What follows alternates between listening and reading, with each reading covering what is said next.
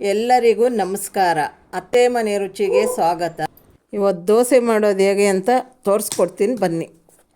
ಇದರಲ್ಲಿ 2 ಲೋಟ ಉದ್ದಿನಬೇಳೆ, ಇದಕ್ಕೆ ಇವಾಗ 4 ಲೋಟ ಆಗಷ್ಟು ದೋಸೆ ಅಕ್ಕಿ ಹಾಕ್ತಾಯಿದ್ದೀನಿ.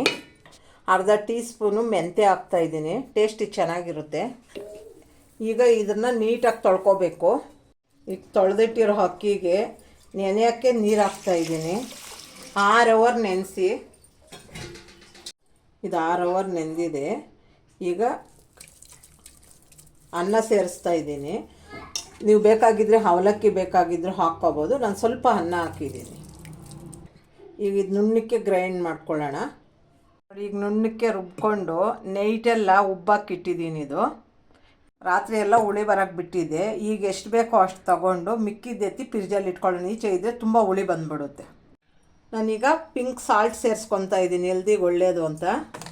ಈಗ ನೀರು ಹಾಕ್ಕೊಂಡು ಎಷ್ಟು ಬೇಕೋ ಅಷ್ಟು ಅದಕ್ಕೆ ಕಲಿಸ್ಕೊಳ್ಳೋಣ. ನೋಡಿ, ಈಗ ಕಲಸಾಗಿದೆ. ಅದಕ್ಕೆ ಕಲಿಸ್ಕೋಬೇಕು. ದೋಸೆ ಸುಟ್ಕೊಳ್ಳೋಣ. ಸ್ಟವ್ ಮೇಲೆ ಒಂದು ನಾನ್ ಸ್ಟಿಕ್ ಪ್ಯಾನ್ ಇಟ್ಕೊಂಡಿದ್ದೀನಿ. ಕಾದಿದೆ ಹೆಂಚು, ಅದರ ಮೇಲೆ ದೋಸೆ ಹಿಟ್ಟು ಹಾಕ್ಕೊಂಡು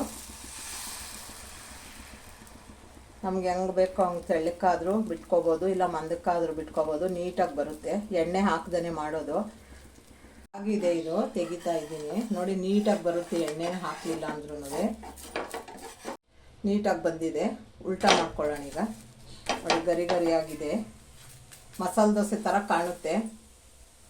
ಈಗ ಇದಾಗಿದೆ, ಸರ್ವ್ ಮಾಡ್ಕೊಳ್ಳೋಣ. ನಾನೀಗ ದೋಸೆ ಜೊತೆ ಪಲ್ಯ ಚಟ್ನಿ ಸರ್ವ್ ಮಾಡ್ಕೊಂಡಿದ್ದೀನಿ. ಪಲ್ಯ ಮಾಡೋದು ಮುಂದೆ ಇದರಲ್ಲಿ ಚಾನಲಲ್ಲಿ ಅಪ್ಲೋಡ್ ಮಾಡ್ತೀರಿ. ರೆಸಿಪಿ ನಿಮ್ಗೆ ಇಷ್ಟ ಆಗಿದರೆ ಲೈಕ್ ಮಾಡಿ, ಶೇರ್ ಮಾಡಿ, ಸಬ್ಸ್ಕ್ರೈಬ್ ಆಗಿ ನಮ್ಮ ಚಾನಲ್ಗೆ.